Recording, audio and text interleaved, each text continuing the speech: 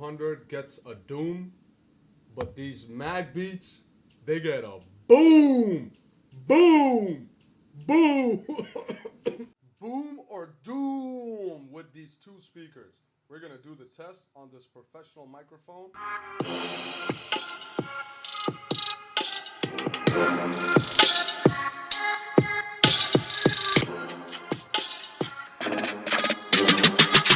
It's not only that this speaker sounds so much more superior, it has a 10-hour battery life. This has a 4-hour battery life. MagBeat is a wireless charger.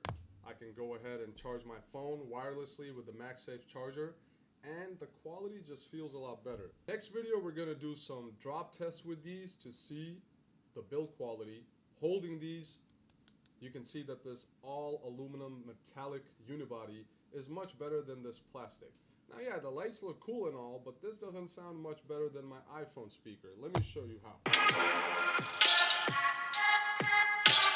With the MagBeat, you can also pair two of them together.